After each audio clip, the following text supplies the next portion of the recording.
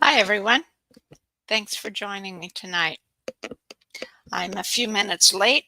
We've had plumbing issues and had plumbers here all afternoon, and they finally left. And as you can see, I'm painting here in this room. And so some of it's the old paint, and it's all in various stages here.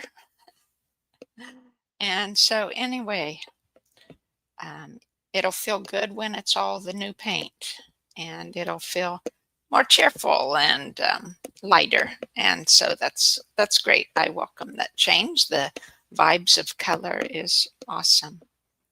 And tonight, I'm going to be showing a few pictures and just sharing my thoughts on the pictures. As I took these pictures when I was walking my dogs out in the country, and it was like one after the other things that intuitively hit me, and I took its picture, and the meaning or came back in to me of what it represents for us. And so some are fun, some of them might be a little wacky, and but I hope it gives you food for thought in both as you're walking in nature and seeing what's around you, but also just perhaps new thoughts of what things might symbolize or how you can see symbolism, spiritual or emotional symbolism in the physical around you. And so I'll start here. There we go. I walk out in the country, right? I live in a rural area and walk out in the country. And this is a wheat field. And I titled it Changing Old Patterns, as you could see, because all summer, as I walk the dog, spring and summer, it had corn in it. It was planted in corn. And so a few weeks ago, they harvested. And then right away, they turned around and planted wheat in Kansas, where I live. Most all wheat is winter wheat, where they planted in the fall and then it matures in the spring. It lives over winter and then grows again in spring, and then they harvest it in the summer. And a lot of farmers practice rotating their crops because different crops pull different nutrients from the soil. And so they change it up every once in a while so that the plants will do better and the soil can restore in nutrients what was pulled from it. And so corn, I think, from what I've heard, is a high feeder. And whereas so they don't grow corn all the time on one field. And so they planted wheat here. And it's come up, as you could see, we've gotten some fall rains, which is very nice for it. But I didn't have a picture of the cornfield. So picture a cornfield in your mind. These, I don't know if you could see it, the black or the old gray or white stalks that are sticking up in the middle of all the greenery. That's the corn stalks. Okay. So picture the corn. It was growing. The plants were, at least head height on me. So 5 to 6 feet tall, maybe more in places. And with tassels on them before they were harvested. And so anyway, they had this field of corn, and then the combine went through and cut it down. And just in case, let's see. I think my next one's a combine. There you can see a combine. In case you weren't aware, this is the rear end of a combine, and it's cutting a field of soybeans. But anyway, so the combine went through on the corn, and then the tractor or the seeder went through and seeded the wheat, and now it started to grow. And so I want you to, this was my thought, okay? We all have a wheat field when we're conceived, right? It's beautiful, flowing. It blows with the wind, letting the wind blow through us, bending and swaying with the wind. The green wheat or grass. You could picture a grass. Anyway, But then as we grow and we have different traumas in our life, or we have situations that we hold resistance to, and we resist in different emotions, different ways that um, kick in our fight or flight to to deal with these challenges, to hold that resistance to react and things, instead of just feeling the emotion and letting it go, and then choosing how we're going to respond. And that's human, right? We're all made with that fight or flight. And one of our purposes in life is to learn how to not respond to that fight or flight unless it's an emergency. And so, anyway, the cornfield was cut down. So, picture then these stalks. The cornfield that represented to me, it represents our old patterns, all the patterns that come to be, both those that we inherit from our ancestors and those that we develop in our own life. Those that come to be that are not helpful, they come to be in that reactive feeling of lack, whether we lack safety or lack money or lack relationships or lack our own self-love or lack of worthiness, all these different things that we often feel we lack. And that the corn represents that. It grew up. And then we have the wheat. And so as we start our inner healing journey, we're working on cutting out or releasing the corns of stalk, stalks of corn, cutting it down, and allowing those original divine blueprint of our energy to flow again, to grow again, and flow with the wind as we learn to flow with the changes of life. And so eventually, as we continue our inner healing, as we continue energy healing or other type of healing modalities that can be very helpful, then those old corn stalks, just like age and time in the field, they'll disappear in the field. And because they'll rot, or the rains and the cold and everything will take care of the corn stalks so they don't interfere with the wheat. And so our inner healing journey is kind of like that weathering of the corn stalks and making it disappear, and our new patterns can resume again slowly, more and more. How do you like that? I was hoping that these stories might be something for that people that were not part of, not out in nature very much, or not much in the farming community, or not much in the biofield. And I'm trying to find different ways to explain it, right? And so in biofield tuning, it's not exactly, the tuning forks are not exactly like a combine that goes through a field. That's cutting everything off at the same height. That's not exactly how it goes, but because I was doing agriculture and because a combine was right there, I took that picture. It's more like an actual comb going through your hair, and if it hits a snag, then you work on that snag, gently loosening it until it all releases, and you have the comb can flow through your hair. That's more like what a tuning fork is like, instead of the combine. But this represents, it can represent our thoughts. We can clear some of our old patterns with our thoughts. It may or may not be as effective of different healing modalities, depending on your intentions. And if you know those patterns are there, or if you know what caused those patterns, or when they developed, or if you knew something of your ancestors that carried those patterns, all those things can make the patterns, the old stories, whatever you want to call them, release faster and smoother.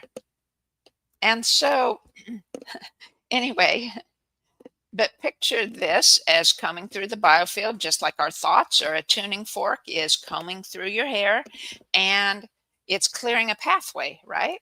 Whoops. I did the wrong one. There. I got them in the wrong order. There's our pathway. see, you can picture this. I just looked across at these trees and wow, and you can kind of see down in the left-hand corner is one of my dogs. I have Aussie Shepherds, and that's Maggie there. And she's a merle, the kind of speckled ones. She has one blue eye and one brown eye, but anyway, that's regardless. I looked over there where the dogs were, and there was an opening right in the very center of all these different trees and bushes and weeds and the ditch and the field in the background. And right there in the middle was a beautiful opening. And that's what the biofield work does. Wherever it is you're working in the field, it releases those tangles, those stuck energies um, that were caused by trauma or holding on to resistance to any emotion too tight for too long. And so the tuning forks then working in the biofield, it causes those tangles or those stuck energies, those that were frozen in time, to be released. And soon you have a clear pathway. Right here in this picture, there's a tiny little pathway, through the middle. It's in your biofield, it might make a dent in your biofield. That looks pretty clear. Maybe it was a foot or two in diameter, which would be awesome. I think we have, by the time you're my age, in my mid 60s, it's like there is so many old stories and old patterns that are being reinforced, and energy that is frozen in time in each of the days and weeks and months and years of my life. And when we clear with the tuning forks, it only clears what's ready to clear at that time. And so it doesn't go in and be like a field, like a combine, wiping it all clear. It clears pathways a little bit at a time. These pathways through our biofields that become freer and freer of these old tangles, and our energy can flow in them again. And I think that's just awesome and wonderful and beautiful. And it works. With every tuning, you feel happier, lighter, more flowing. And I want to, just like the corn stalks were our old patterns, these are dandelions growing in the dirt road, right? It's not much of a road. It's more of a trail with grass growing in the middle of it too. And here was dandelions, and they grow everywhere, right? The weeds grow everywhere. And it's like we don't want them there, right? We're just like our old patterns. We don't want those old patterns of powerlessness or the frustration or the overwhelm we get into, or the reaction of anger without thinking and choosing our words, just of the old pattern of saying hurtful things, or worry, anxiety, I'm feeling not enough.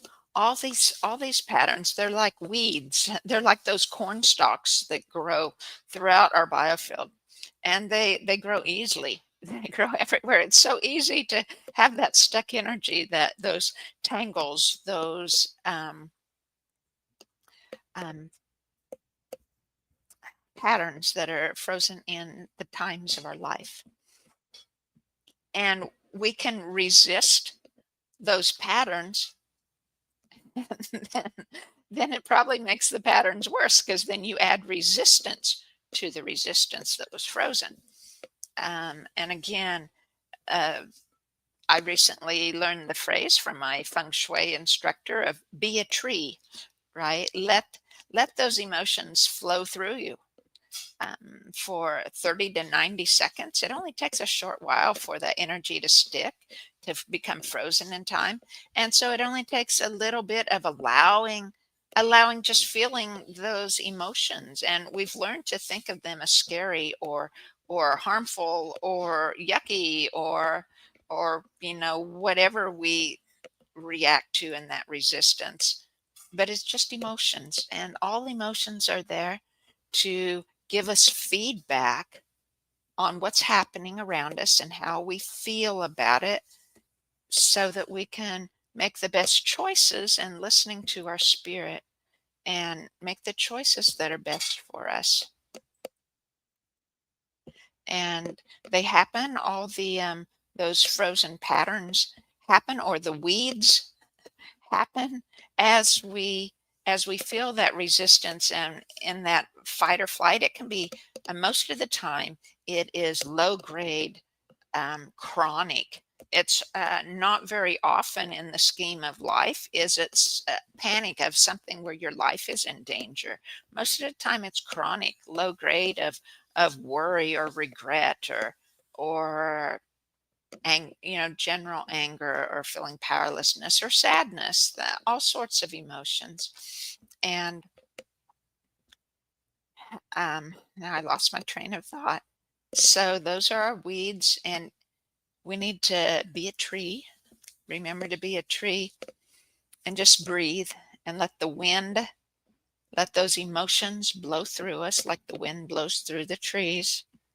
And then we'll have fewer weeds growing, fewer resistance, fewer tangles in our biofield. And the ones we have can release quicker and easier as we learn more and more to not be in the fight or flight, because it's when we're in the fight or flight that we can't hear our spirit. So if you can let the wind blow through you, let the emotions blow through you, and breathe and just feel it, then you're going to be able to hear your spirit and be able to make the choice that's best for you, for your highest good in each situation. And all this from dandelion roots, right? And this was another form of resistance. Just like we resist the weeds, this is it's common, at least in this part of the country, where there used to be, not as much anymore. Now they use more signs that say posted no hunting or posting no trespassing. But farmers used to hang a tire on a fence post with the sign "keep out" in it. And this is an old tire on the fence near where I walk the dogs, and you can see it's all overgrown with weeds again. So um, but our resistance to it, the keep out, right? That's our resistance. It symbolizes our resistance to the weeds, our resistance to those reactions, those emotions that are going through us. And I just thought that was another great way of, instead of saying keep out, we be a tree and let those emotions blow through us. Just out in nature, just let it blow through us and let it happen so that we can still hear our spirit and choose for our highest good. Okay, we did that one. That's my last picture. So I hope you got a kick out of some of those, and maybe it was food for thought. Maybe it meets some of the emotions and needs that you're having this week, and can be helpful in some way to you. I hope so. And thank you for joining me this evening, and catch you next time. Bye bye.